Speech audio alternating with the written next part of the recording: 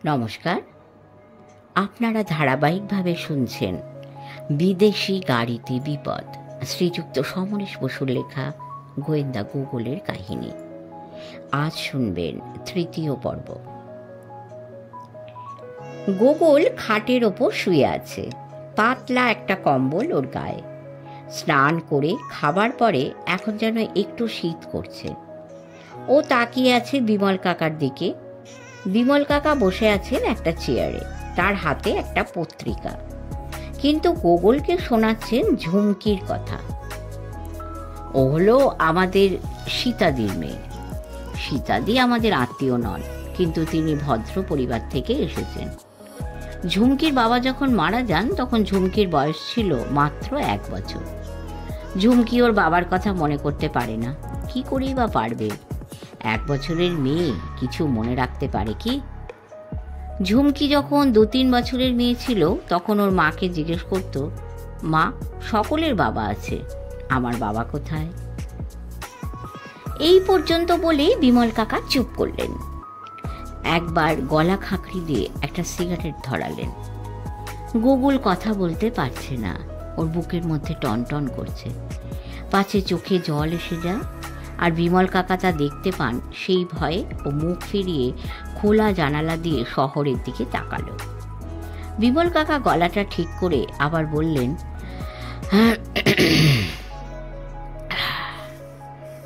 সীতাদি ঝুমকিকে সত্যি কথাটা বলতে পারতেন না, মুখে এসে আটকে যেত।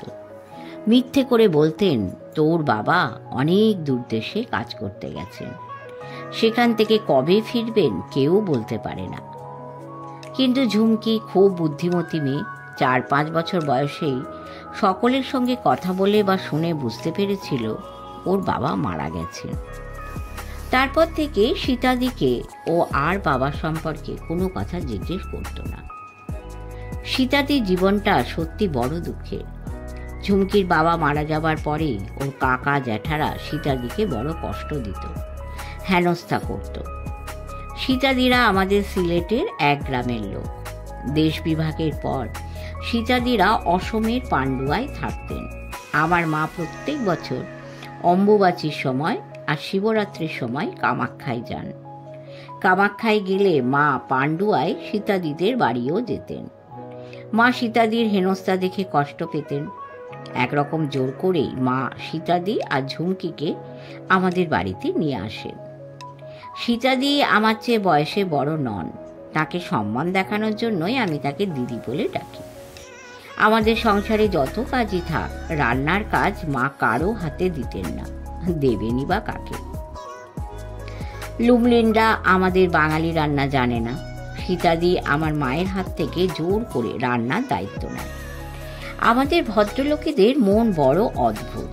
যারা জানে বা যারা জানে না, অনেকেই ভাবে সীতাদি বুঝি আমাদের রাঁধুনি, কিন্তু আমার বাবা মায়ের কাছে সীতাদি তাদের মেয়ের চেয়েও বেশি। এখন সীতাদি সংসার চালান। বাবা সংসারের খরচে টাকা পয়সা সব সীতাদির হাতে দেন। আর ঝুমকিকে দেখে তুমি নিশ্চয়ই বুঝতে পেরেছ, ঠিক এবারের মেয়ের মতোই মানুষ হচ্ছে। যেমন বুদ্ধি, লেখাপড়াতেও তেমনি ভালো। বিমল কাকা চুপ করলেন। গুগলের চোখের সামনে এখন আর বাইরের পাইন বনের ফাঁকে ফাঁকে শহর নেই। ওর চোখে ভাসছে ঝুমকির মুখ। ও বিমল কাকার কথাগুলো শুনল। ঝুমকির ছেলে মানুষই রাগ আর অভিমান দেখে ও বুঝতে পারেনি ঝুমকির মনে কত বড় দুঃখ আছে। গুগল মানুষের অনেক অপরাধ দেখেছে, দেখে অবাক হয়েছে, আর তার একটা সুরাহা করবার জন্য ও নানান বিপদে জড়িয়ে পড়ে। কিন্তু সীতা মাসি আর ঝুমকির কষ্টের জন্য কাকে দায়ী করা যায় ওর কোনো ধারণা নেই। গুগল, ঘুমলি? বিমল কাকা জিজ্ঞেস করলেন। গুগল মুখ না ফিরিয়েই জবাব দিল, না, এবার ঘুমিয়ে পড়।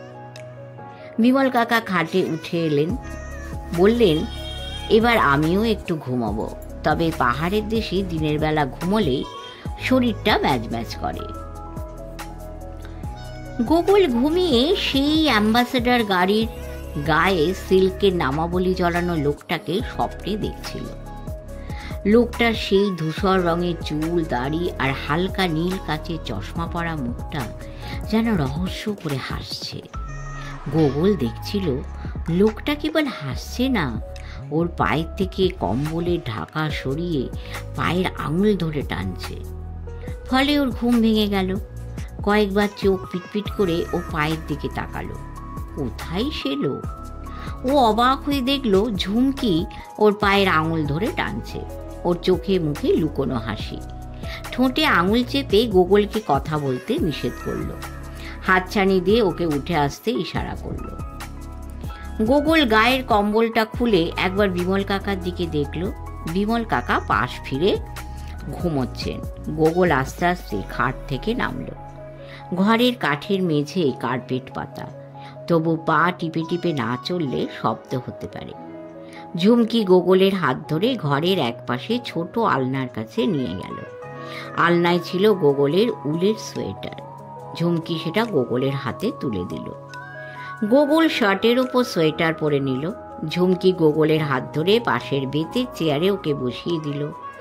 আলনার নিচে রাখা গোগলের জুতো টেনে এনে তার ভেতর থেকে বের করলো মোজা। গোগলকে মোজা পরাতে যেতেই গোগল নিচু হয়ে ঝুমকির হাত চেপে ধরল, কিন্তু কথা বলতে পারল না। ঝুমকি ঠোঁটে আঙুল চেপে কথা বলতে নিষেধ করলো, আর জোর করেই গোগলের দু পায়ে মোজা পরিয়ে দিল। দিয়ে জুতো জোড়া পায়ের কাছে এগিয়ে দিয়ে সোজা হয়ে দাঁড়ালো। গোগলের দিকে তাকিয়ে হাসলো, ইশারায় জুতো পরতে বলল। গোগল দেখলো ঝুমকির গায়ে লাল সোয়েটার, পায়ে জুতো মোজা পরা, মাথার চুল আঁচড়ানো। গোগল জুতো পরে চেয়ার থেকে উঠে দাঁড়ালো। ঝুমকি ওর হাত ধরে নিচে নামার সিঁড়ি যেদিকে সেদিকে গেল। রবীন্দ্রনাথ যে বাড়িতে ছিলেন সেই বাড়িটা দেখিয়ে কাছাকাছি থেকো। বিমল কাকার গলা আচমকা শোনা গেল, বেশি দূরে কোথাও যেও না। গোগল ঝুমকি দুজনেই চমকে উঠল, আর 1 সেকেন্ড পরেই ঝুমকি খিলখিল করে হেসে উঠল। গোগল পেছন ফিরে দেখল বিমল কাকা যেমন শুয়েছিলেন তেমনি শুয়ে আছেন। ও ঝুমকির দিকে তাকিয়ে হাসল। ঝুমকি বলল, আমরা একটা ট্যাক্সি ভাড়া করে সেই ডাউকি পর্যন্ত চলে যাব, আর বর্ডার পুলিশকে বলে কয়ে সিলেটে ঢুকে পড়ব। তাহলে সীতাদিকে বলে যাস। বিমল কাকার গলা শোনা গেল। ঝুমকি গোগলের হাত ধরে সিঁড়িতে পা দিয়ে বলল, কাউকে কিছুই বলবো না। বিমল কাকা বোধহয় ঝুমকির কথা শুনতে পেলেন না, বা শুনতে পেলেও কিছু বললেন না। গোগল আর ঝুমকি নিচে নেমে গেল। নিচে কারো কোনো সাড়া শব্দ নেই। গোগল অবাক হয়ে জিজ্ঞেস করলো, প্রেসে কেউ নেই? প্রেস তো 2টোর সময় বন্ধ হয়ে যায়, আবার কাল ভোর 6টায় প্রেসের কাজ শুরু হবে। চলো আমরা ওই সিমেন্টের সিঁড়ি দিয়ে ওপরে উঠি। সিমেন্টের সিঁড়ি সোজা রাস্তায় উঠে গেছে। দুজনে রাস্তায় উঠে দেখল তখনও বেশ রোদ রয়েছে, শীত তেমন নেই। পাইন ছাড়াও দেবদারু আর সোজা মাথা খাড়া করা অন্যান্য অনেক গাছে ছায়া পড়েছে। ঝুমকি গোগলকে নিয়ে ডান দিকে একটা পাহাড়ের কোল ঘেঁষে রাস্তায় পাক খেয়ে আবার বাঁ দিকে মোড় নিল। প্রায় সোজা খানিকটা গিয়ে আবার বাঁ দিকে পাহাড়ের কোল ঘেঁষে রাস্তা চলল। তারপরে রাস্তাটা ডান দিকে একটু মোড় নিয়ে সোজা একটা গেটওয়ালা বাড়ির সামনে দিয়ে বাঁ দিকে বেঁকে গেছে। ঝুমকি সেই গেটওয়ালা বাড়িটার সামনে দাঁড়ালো। গেট খোলাই ছিল। সামনে বাগান, নানা রকম ফুলের টব সাজানো রয়েছে। ডালিয়া ছাড়াও রয়েছে নানা রকমের ক্যাকটাস আর বিলিতি ফুল। টব ছাড়াও মাটিতে রয়েছে গোলাপ বাগান। গোগল ভেবেছিল এই বাড়িটাও হবে বিমল কাকাদের বাড়ির মতোই কাঠের বাড়ি, কিন্তু তা নয়। এ বাড়িটার দেওয়াল ইটের, শান বাঁধানো বারান্দা, আর বাগানের মাঝখানে উঠোন, মাথায় রীতিমতো ছাদ। তবে বাড়িটাকে দেখলে মনে হয় এক টেরেতে সুন্দর একটি বাগান বাড়ি। বাগানে একটি পাহাড়ি মেয়ে কাজ করছিল। সে ঝুমকির দিকে তাকিয়ে হাসলো আর কিছু বলল। ঝুমকিও মাথা ঝাঁকিয়ে কিছু বলল। গোগল দেখলো মেয়েটি বাগানের কাজ করছে। ও ঝুমকিকে জিজ্ঞেস করলো, এখানে কি সব কাজ কেবল মহিলারাই করেন? আর পুরুষরা কেবল গাড়ি চালায়? গাড়ি না চালাতে হলেই পুরুষরা খুশি হতো। ঝুমকি বড়দের মতো মুখ করে বলল, আরও আগে নাকি ছেলেরা কোনো কাজই করতো না, ঘরে বাইরে সব কাজই মেয়েরাই করতো। এখন তো ছেলেরা অনেক কাজ করে, অফিসে কাজ করে, বিজনেস করে। তবে এখানকার মেয়েরা খুব ভালো। এদের বাড়ির সবচেয়ে বয়সে বড় মহিলাকে লুসি মায় বলে, মানে লক্ষ্মী মা। আর তিনি যা বলেন সবাই তাই মেনে চলে। বাড়িটা ঘুরে দেখা হলো। বাড়ির ভেতর লোকজন কেউ নেই, যাদের বাড়ি তারা বাইরে গেছে। শিলং নিয়ে রবীন্দ্রনাথের কোনো লেখার কথা গোকুল মনে করতে পারল না। সে কথা ঝুমকিকে বলতেই 10 বছরের মেয়েটি গালে হাত দিয়ে চোখ বড় করে বলল, বা রবীন্দ্রনাথ তো তার উপন্যাস শেষের কবিতা শিলং শহরেই শুরু করেছেন। তুমি কি সেই উপন্যাস পড়েছ নাকি? গোকুল অবাক হয়ে ভুরু কুঁচকে জিজ্ঞেস করল। ঝুমকি এক গাল হেসে বলল, বইটা চোখে দেখেছি, পড়তে গিয়ে কিছুই বুঝতে পারিনি, রেখে দিয়েছি। দিদা বলেছেন বড় হয়ে পড়বি। তুমি পড়েছ? না। গোকুল মাথা নেড়ে বলল, শেষের কবিতা উপন্যাস এখনো পড়িনি, তবে অনেক কবিতা আর ছোট গল্প পড়েছি। ঝুমকি তখন সেই বাড়ি থেকে বেরিয়ে অন্য কোথাও চলেছে। ও যে বাড়ির দিকে যাচ্ছে না, গোকুল তা বুঝতে পারল। গোকুল জিজ্ঞেস করল, এখন আমরা কোথায় যাচ্ছি? গল্ফ গ্রাউন্ডে। তুমি কখনো গল্ফ খেলা দেখেছো? কলকাতায় গল্ফ গ্রাউন্ড আছে? গোকুল হেসে বলল, কলকাতায় গল্ফ ক্লাব আছে, আর গল্ফ গ্রিন বলে একটা জায়গাও আছে। এখানে পাহাড়ে কি করে গল্ফ গ্রাউন্ড করেছে? করবে কেন? এখানে খুব সুন্দর সমতল মাঠ আছে, যেমন ঘোড়দৌড়ের মাঠ। আর শিলংয়ের গল্ফ গ্রাউন্ড পৃথিবীতে খুবই নাম করা। এখানে দারুণ রকম গল্ফ খেলা হয় এই সামারের সময়। সারা ভারতের লোক তো বটেই, এমনকি ইউরোপ আমেরিকা থেকেও গল্ফ খেলতে আসেন খেলোয়াড়রা। গোকুল জিজ্ঞেস করল, গল্ফ গ্রাউন্ডটা খুব দূরে নয় তো? কেন, তুমি চা খাও বুঝি?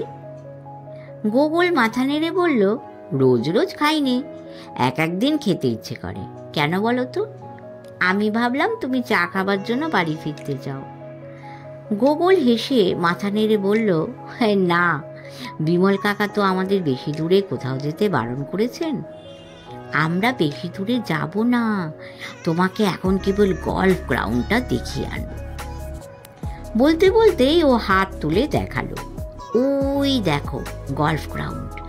গাড়ির বেশ ভিড় হয়েছে, খেলাও হচ্ছে, একটুখানি দেখেই চলে আসবো। গোকুলরা তখন একটা উতরাইয়ের পথে নিচের দিকে নেমে চলেছে। পাইন বনের ফাঁক দিয়ে গল্ফ গ্রাউন্ডের সবুজ মাঠ দেখা যাচ্ছে। মাঠটা বিরাট বড়, আর খেলার জায়গার বাইরে লম্বা ঘাসের মাথা সামান্য বাতাসে নুয়ে পড়ছে। মাঠের ধারে বেশ কিছু গাড়ির ভিড়, লোকজনও কম নেই। ঝুমকি মিথ্যে বলেনি, শিলংয়ের গল্ফ গ্রাউন্ড মস্ত বড় আর সুন্দর। যেখানে বেশ কিছু গাড়ি পার্ক করেছিল, ঝুমকি গোকুলকে নিয়ে সেই দিকে গেল। বসে খেলা দেখবার জন্য ছিল লোহার ফ্রেমের ওপর কাঠে সবুজ রং করা কিছু পিঠ হেলান দেওয়া বেঞ্চি। ঝুমকি গোকুলকে জিজ্ঞেস করল, তুমি গল্ফ খেলা আগে দেখেছ? না, আমি আজ পর্যন্ত ময়দানে কোনো খেলা দেখতে যাইনি।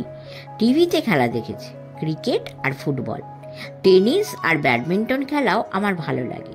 আর ভালো লাগে সাঁতার। তুমি সাঁতার কাটতে পারো? পারি। আমি কলকাতায় কোনো ক্লাবে গিয়ে সাঁতার শিখিনি। কলকাতা থেকে 10 মাইল দূরে রাজপুর গ্রামে আমি পুকুরে সাঁতার শিখেছি। বাবার এক সম্পর্কে দাদা থাকেন সেখানে। তাদের মস্ত বাড়ি, বাগান, ধানের গোলা আর পুকুর আছে, বড় পুকুর, ঘাট বাঁধানো। আমি সেই পুকুর এপার ওপার করতে পারি। তুমি সাঁতার জানো? ঝুমকি ঠোঁট উল্টে মাথা নাড়ল। পাণ্ডুতে সাঁতার শেখায়নি কেউ। আর শিলং শহরে ওয়ার্ল্ড লেক আছে, কেটে তৈরি করা হ্রদ, সেই লেকে কেউ সাঁতার শেখে না, জল খুব গভীর।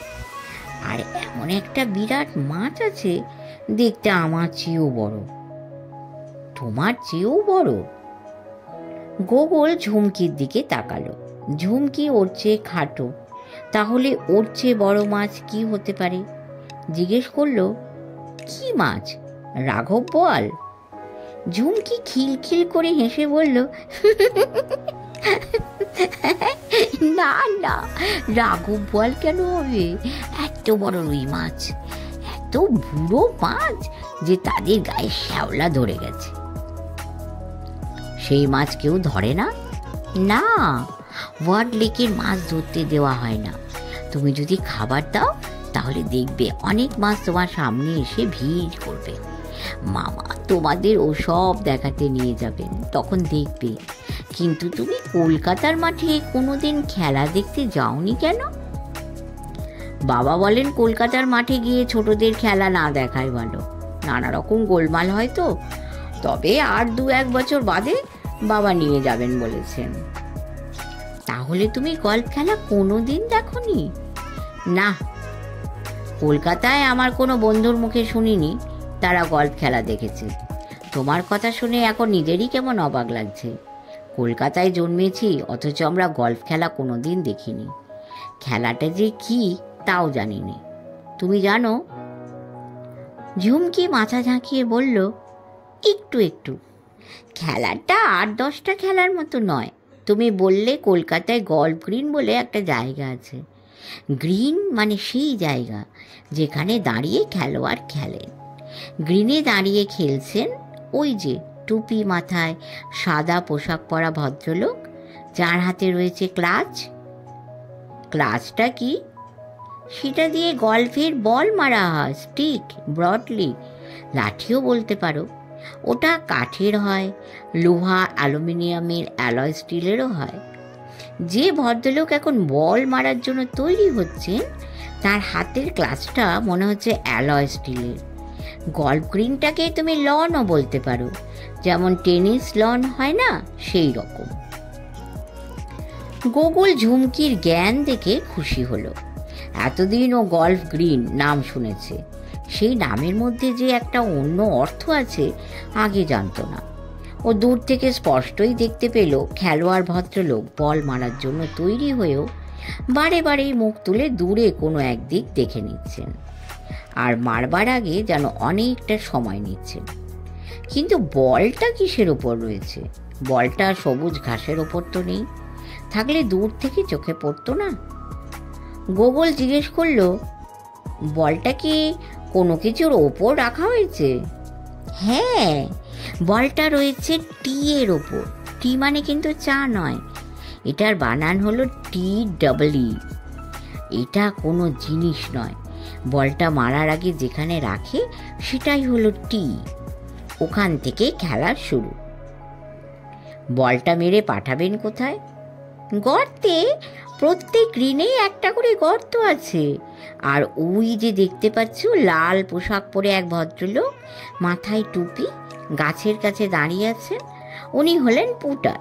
পুটার মানে কিন্তু গল্ফ খেলায় উনি কিছু বয়ে বা টেনে আনবেন না। ওর দাঁড়িয়ে থাকার মানে ওর নিশানার সাহায্যে খেলোয়াড় বল মারবেন গর্তে পাঠাবার জন্য। কিন্তু আমি তো দেখছি গ্রিনের মাঝে 2-1 জায়গায় উঁচু রয়েছে, 2টো গাছও আছে। আছে তো, বলটাকে গর্তে পাঠাতে হবে ওই উঁচু জায়গার উপর দিয়েই, আবার গাছের গায়ে না লেগে। বলটাকে পৌঁছতেও হবে গর্তে। গোগল খুব অবাক হয়ে ঝুমকির দিকে তাকালো, বলল, ঝুমকি, তুমি যা বললে এ তো খুব কঠিন খেলা। কঠিনই তো, তবে আমি তো এখনো সব ভালো বুঝিনি, কিন্তু দেখতে খুব ভালো লাগে। এই খেলার আরেকটা মজার কথা বলি, যে খেলোয়াড় যত বেশি কম মেরে বল গর্তে পাঠাতে পারবেন তারই জিত, তিনি সবচেয়ে বড় খেলোয়াড়। গোগল গল্ফ সম্পর্কে যতই শুনছিল ততই উৎসাহ আর মজা পাচ্ছিল। কিন্তু ঝুমকির সঙ্গে কথার ফাঁকে 2-3 বার ওর নজর পড়েছিল গাড়ির ভেতর দিকে। তার মধ্যেই দেখেছিল সাদা একটা টয়োটা গাড়ি এসে দাঁড়ালো। কেন যেন ওর মনে হয়েছিল ওই টয়োটা গাড়ি তো নংপোতে দেখেছিল, তাতে কি বা যায় আসে। ও আবার ঝুমকির কথায় মনোযোগ দিয়েছিল আর রীতিমতো উত্তেজিত হয়ে অপেক্ষা করছিল খেলোয়াড় ভদ্রলোক কখন টি থেকে বলটাকে মারেন। একটা বল মারতে যে এত সময় লাগে গোগলের আগে জানা ছিল না। ক্লাচ তুলছিলেন আর তাক কষছিলেন। বল মারার আগে সবাই যখন দম বন্ধ করে মারার অপেক্ষা করছিল, তখন আবার গোগলের নজর পড়েছিল গাড়িগুলোর দিকে। আর অবাক হয়ে দেখেছিল সাদা টয়োটা থেকে গাড়ির চালক নেমে একটা কালো রঙের অ্যাম্বাসেডারের পেছনের বুট খুলেছিল। আশ্চর্য তো, সাদা টয়োটা গাড়িটার পেছন দিকটা কালো অ্যাম্বাসেডারের পেছনে ঘেঁষেছিল। গোগল, উনি এবার ফাইনাল মারছেন। ঝুমকি গোগলের হাত ধরে টেনেছিল। গোগল খেলোয়াড়ের দিকে তাকিয়েছিল, কিন্তু তিনি হাতে গ্লাসটা তুলেও নামিয়ে নিয়ে এসেছিলেন। গোগল গাড়ির ভিড়ের দিকে তাকিয়েছিল, দেখেছিল টয়োটার চালক, কালো চশমা চোখে, শর্টস আর হাফ শার্ট পরা, ফর্সা দোহারা চেহারার লোকটি টয়োটার পেছনের বুটটাও খুলেছিল। গোগল, এবার উনি ঠিক মারবেন। ঝুমকি গোগলের হাত ধরে ঝাঁকুনি দিয়েছিল। গোগল গল্ফ গ্রিনের দিকে তাকিয়েছিল। খেলোয়াড় বল মেরেছিলেন, সবাই উৎসুক হয়ে দেখেছিল, কিন্তু লাল পোশাক পরা ভদ্রলোক ছুটতে গিয়ে হাতের ইশারা করেছিলেন। ঝুমকি আফসোসে ভেঙে পড়ে বলেছিল, যাও, বলটা করতে যায়নি। গোগল ঘাড় ফিরিয়ে গাড়িগুলোর দিকে তাকিয়েছিল, আর ওর সারা গায়ে কাঁটা দিয়ে উঠেছিল। দেখেছিল সাদা শর্টস, সাদা হাফ শার্ট পরা, কালো চশমা চোখের লোকটি টয়োটার বুট থেকে দুহাতে বের করে আনলো একটি কালো কাপড়ে মোড়া কি। দেখে মনে হয়েছিল কালো কাপড়ে জড়ানো আছে একটা মানুষের শরীর। টয়োটার বুট থেকে সেটা বের করতেই ঢুকিয়ে দিয়েছিল কালো অ্যাম্বাসেডারের বুটের ভেতরে, আর চোখের নিমেষে অ্যাম্বাসেডারের বুটের ঢাকনা নামিয়ে দিয়েছিল। গোগলের গায়ে কেবল কাঁটা দেয়নি, ঘটনাটা দেখে ওর বুকের মধ্যে কেমন ধকধক করছিল। ঝুমকির ডাক ও খেয়ালই করেনি। ও দেখছিল লোকটা তারপর তাড়াতাড়ি টয়োটার বুটের ঢাকনা নামিয়ে চাবি বন্ধ করছিল। গোগল তৈরি হয়েছিল, লোকটা গাড়িতে উঠে বসে পালাবার আগেই ও ছুটে যাবে। কিন্তু আশ্চর্য, লোকটার যেন কোনো ভ্রুক্ষেপ ছিল না। চারিদিকে একবার দেখে গোগলের দিকেই এগিয়ে এসেছিল। লোকটা কি গোগলকে লক্ষ্য করছে নাকি? গোগলের পিঠে ঝুমকির ছোট মুঠির ঘুষিটা বেশ জোরেই পড়ল, আর সেই সঙ্গে শোনা গেল ওর ঝাঁঝালো চিৎকার, গোগল, তুমি কি কানে কালা হয়ে গেছো? আমার কথা শুনতে পাচ্ছ না? গোগল লোকটার দিক থেকে চোখ ফিরিয়ে ঝুমকির দিকে তাকালো, দেখলো ঝুমকির মুখ রাগে লাল হয়ে উঠেছে। ও ঝুমকির হাত ধরে ফিসফিস করে বলল, চেঁচিও না, তোমাকে একটা ঘটনার কথা বলবো, খুব সাংঘাতিক ঘটনা, আমি নিজের চোখে দেখেছি। তুমি তাহলে খেলা দেখছিলে না? তুমি কোন দিকে দেখছিলে? কি ঘটনা দেখেছো? গোগল ঝুমকির হাতে চাপ দিয়ে ফিসফিস করে বলল, আমাকে এখন কিচ্ছু জিজ্ঞেস করো না, খেলা আমি দেখছিলাম, উনি গর্তে বল পাঠাতে পারেননি। এটা দেখেছো? আবার অন্য ঘটনাও দেখেছো? ঝুমকি গোগলের কথা যতই শোনে ততই অবাক হয়। বলল, কিন্তু দেখেছো, উনি আবার একটা বল মারার জন্য রেডি হচ্ছেন। গোগল দেখছিল সেই টয়োটার চালককে। সে আশেপাশের অনেকের মুখের দিকে তাকাতে তাকাতে গোগলদের ছাড়িয়ে গেল। তার কালো চশমা ঢাকা চোখ দেখে বোঝার উপায় নেই সে কোন দিকে দেখছে, কিন্তু তার ফর্সা চওড়া বড় মুখটা দেখে বোঝা গেল সে বেশ নিশ্চিন্ত আছে। কাছে আসতে দেখা গেল লোকটার বুকের পাটা আর হাতের কবজি বেশ চওড়া। সাদা হাফ শার্ট নয়, তার গায়ে রয়েছে মোটা সাদা তোয়ালে গেঞ্জি, টেনিস খেলোয়াড়দের মতো। গোগল ফিসফিস করে বলল, ভদ্রলোক যত বলে মারুন, আর গর্তে ফেলতে পারবেন না। তুমি কি করে জানলে? ঝুমকি অবাক হয়ে জিজ্ঞেস করল। গোগল চমকে উঠে হাসলো। না, আমি গল্ফ খেলোয়াড় ভদ্রলোকের কথা বলছি নে। আমি যার কথা বলছি সে আরেকজন। তোমার কথা আমি কিছুই বুঝতে পারছি না। তুমি কি সব আজে বাজে বকছো? বলো তো, কি হয়েছে বলো না। গোগল দেখলো টয়োটার চালক সামনের লোকজনের ভিড়ে গিয়ে দাঁড়ালো। গোগলের দিকে যে তার চোখ নেই সেটা নিশ্চিত। গোগল পিছন ফিরে দেখলো গাড়ির ভিড়ে সেই কালো সাদা দুটো গাড়িই রয়েছে। ও ভাবলো আর দেরি করা উচিত নয়, দুটো গাড়িরই নম্বর নিয়ে নেওয়া দরকার। কালো অ্যাম্বাসেডারের লোক এসে পড়লে তাকে খবরটা দিয়ে দিতে হবে, আর দেরি করা উচিত নয়। এলোমেলো পাক করা গাড়িগুলোর দু একটা চলে যেতে আরম্ভ করেছে। ও ঝুমকিকে ডাকলো। ঝুমকি, আমরা আর এখানে থাকবো না, যেখানে গাড়িগুলো পাক করা আছে সেখানে চলো, কুইক। কিন্তু ঘটনাটা কি ঘটেছে তা তো কিছুই বললে না। ঝুমকি গোগলের হাত ধরে চলতে চলতে বলল। গোগল মাত্র 2-3 কথায় ঘটনাটা ঝুমকিকে বলল। গাড়ি দুটো এখনো ওদের কাছ থেকে বেশ দূরে। পিছন ফিরে একবার দেখলো, টয়োটার চালককে ভিড়ে দেখা গেল না। গোগল 2 কথায় টয়োটার চালকের চেহারা আর পোশাকের বিবরণও দিল। তুমি ঠিক দেখেছো? কালো কাপড় জড়ানো বোঝাটা মানুষের শরীর? ঝুমকি জিজ্ঞেস করল। গোগল ঝুমকির হাতে ঝাঁকুনি দিয়ে বলল, আস্তে আস্তে কথা বলো। হ্যাঁ, আমি সেরকমই দেখেছি, কেবল একটা ব্যাপার বুঝতে পারছি না। কি? কালো অ্যাম্বাসেডারটার সঙ্গে সাদা টয়োটাওয়ালার আগে থেকেই কোনো ফোন দেওয়াটা আছে কিনা? থাকলে কি হবে? কি আর হবে, থাকলে বুঝতে হবে সাদা টয়োটাওয়ালা কালো অ্যাম্বাসেডারের মারফত কিছু একটা লুকিয়ে পাচার করছে। ঝুমকি অবাক হয়ে জিজ্ঞেস করলো, তোমার এত সব মাথায় আসছে কি করে? ঝুমকি, ঘটনাটা অনেকটা এই রকমই ঘটবে। তাছাড়া ঘটনাটা আমার মোটেই ভালো লাগেনি। কোনো খারাপ ব্যাপার হলে তোমার মন তোমাকে ঠিক বলে দেবে। তোমাকে দিয়েছে? গোগল কিছু বলার আগেই দেখলো কালো অ্যাম্বাসেডারের ডান দিকে সামনের দরজার চাবি খুলছে একজন। গোগল ঝুমকির হাত ধরেই ছুটল, বলল, ঝুমকি দৌড়ো, অ্যাম্বাসেডারের লোক এসে গেছে। লোকটাকে কিছু বলতে না পারলেও গাড়ির নাম্বারটা নিতেই হবে। গোগল ঝুমকি দুজনেই ছুটল, কিন্তু কালো অ্যাম্বাসেডারের কাছে পৌঁছবার আগেই গাড়িটা ছেড়ে দিল। ডান দিকে ঘুরে পিচের রাস্তায় পড়ে বাঁ দিকে গেল। ওরা তখন গাড়িটা থেকে প্রায় 15 গজ দূরে। SLS 984। ঝুমকি চিৎকার করে উঠল, কালো অ্যাম্বাসেডারের নাম্বার SLS। গোগল বলল, 984।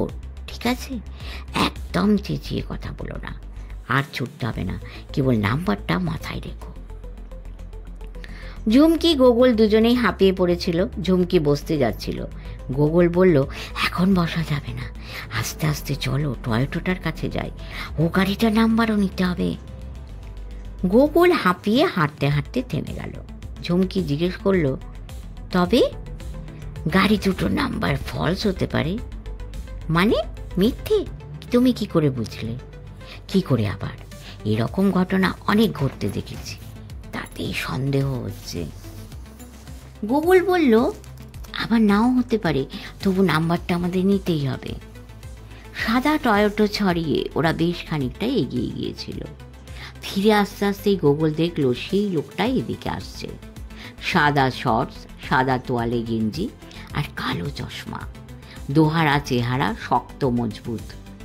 গোগল ফিসফিস করে বলল, ঝুমকি একটা কথাও বলো না, লোকটা এদিকে আসছে, খালি নম্বরটা দেখে মনে রাখলেই হবে। আগের গাড়িটার নম্বর মনে আছে? SLS 984। ঝুমকি গলা নামিয়ে বলল, কিন্তু যদি দুটো গাড়ির নাম্বারই ফলস হয় তাহলে কি হবে?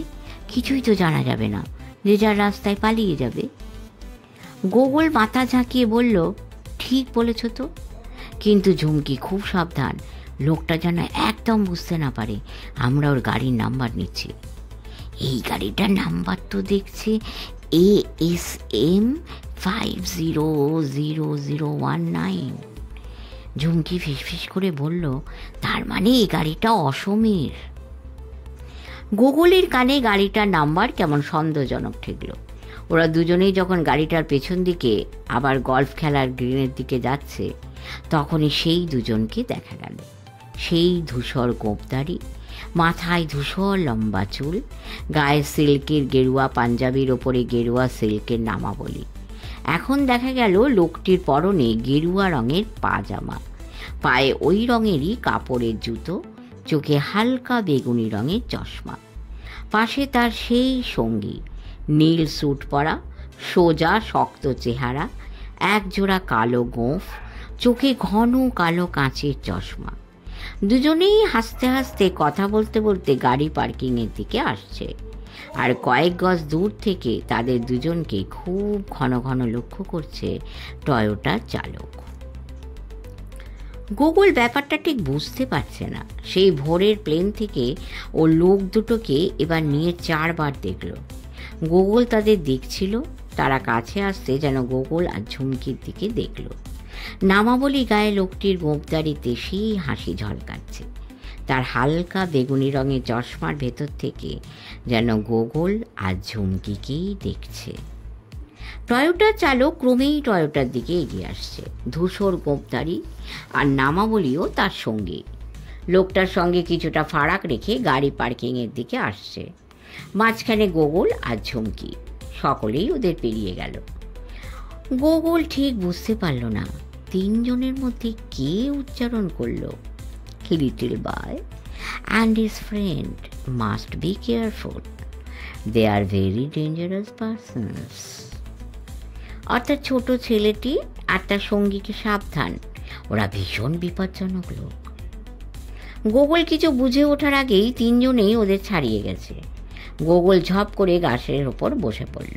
ঝুমকি অবাক হয়ে জিজ্ঞেস করলো, এখানে বসলে যে? কিছু জিজ্ঞেস করো না।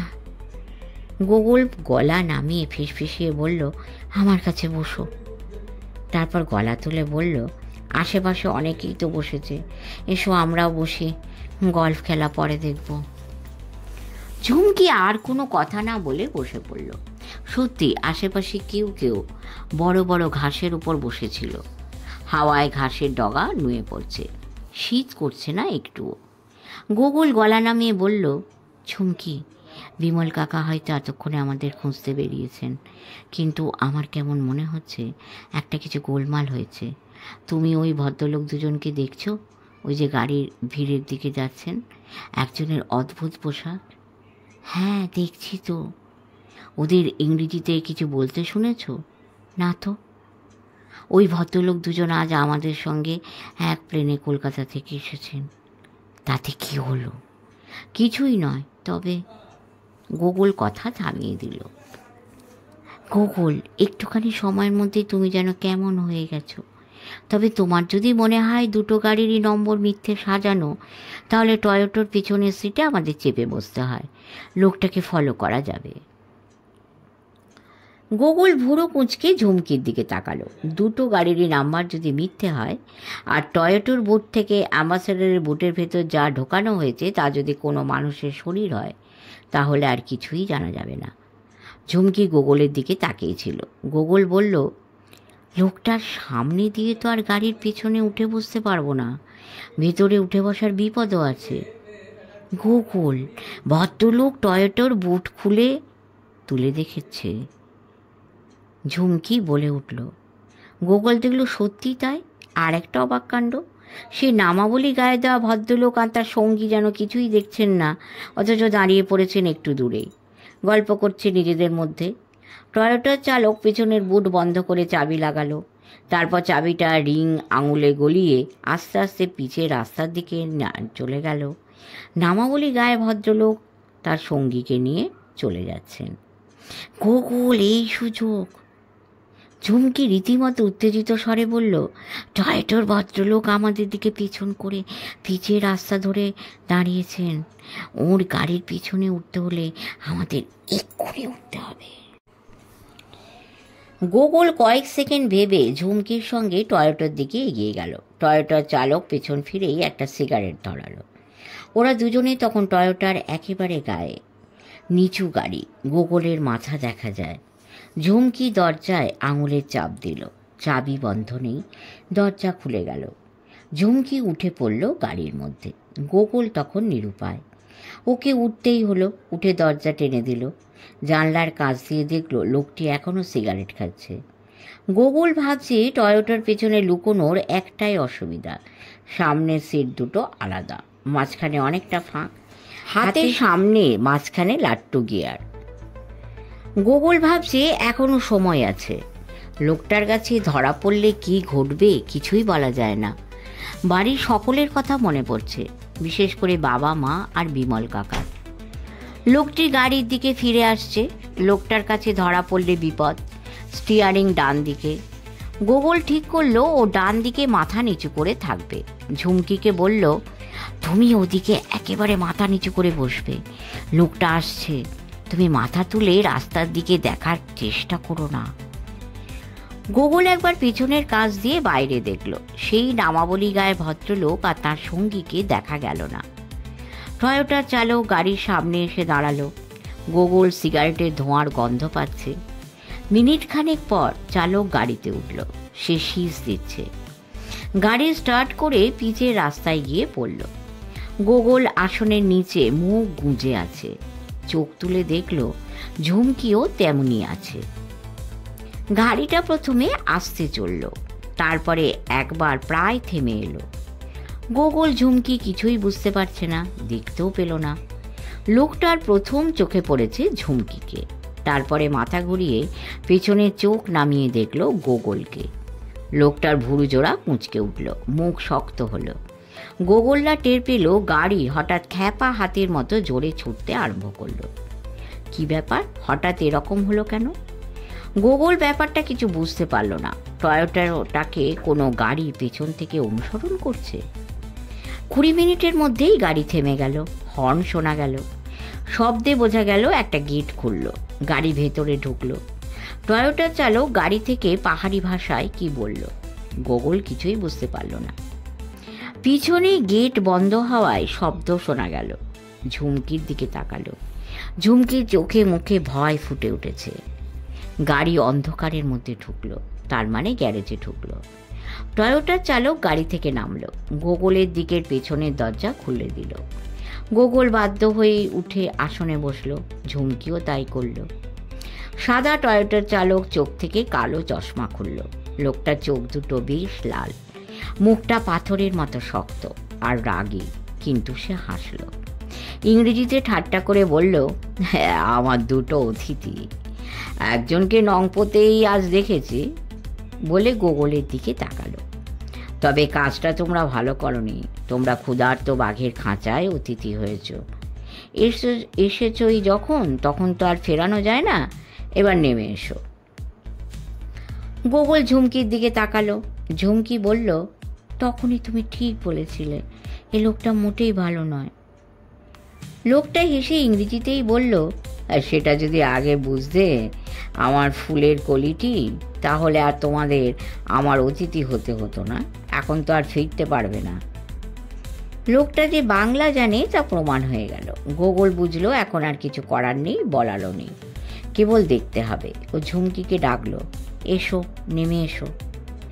দুজনে নেমে গ্যারেজের বাইরে এলো। গ্যারেজের বাইরে দাঁড়িয়ে আছে জিন্স আর টপ গায়ে একটি লোক।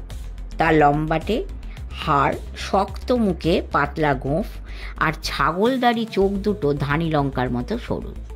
নাকটা মোটা, মুখ ভাবলেশহীন। তার ডান হাতে রয়েছে বাঁ কোমরে গোজা কুকরির ওপর। টয়োটার চালক পাহাড়ি ভাষায় কিছু বলল। লোকটি হাত বাড়িয়ে গোগলের একটা হাত ধরল। গোগলের মনে হলো সাঁড়াশির চেয়েও শক্ত, কিন্তু সে ঝুমকিকে ধরল না। গোগলকে নিয়ে এগিয়ে গেল বাঁ দিকে। ঝুমকির কোনো উপায় নেই। পিছনে তাকিয়ে দেখল একটা সন্না মার্কা পাহাড়ি লোক, কোমরে কুকরি গোঁজা, দাঁড়িয়ে আছে গেটের কাছে। ও গোগলকে অনুসরণ করলো। গোগল দেখল সুন্দর বাগান, পাইন আর ঝাউয়ের ছাওয়ায় সবুজ ঘাসের লন, সবুজ রঙের বাড়িটা কাঠে। ঝুমকি গোগলের হাত ধরল। গোগল বাধ্য ছেলের মতো লোকটি সাঁড়াশি পাঞ্জায় বন্দি হয়ে কাঠের বাড়ির দরজার দিকে চলল। টয়োটার চালক ওদের পেরিয়ে আগে ঘরে গিয়ে ঢুকল। শেষ হলো রুদ্ধশ্বাস 3য় পর্ব। এরপরে কি ঘটে গোগল আর ঝুমকির সঙ্গে শুনবেন। যদি ভালো লাগে লাইক করবেন, সাবস্ক্রাইব করবেন, আমাদের পাশে থাকবেন এবং অবশ্য কমেন্ট করবেন। সবাই ভালো থাকবেন। পরম করুণাময় আপনাদের রক্ষা করুন। নমস্কার।